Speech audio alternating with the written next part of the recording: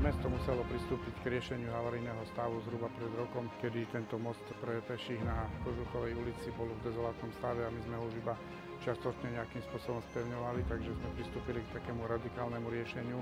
A dnes je ten deň, kedy sa osadzuje nová mostná konštrukcia.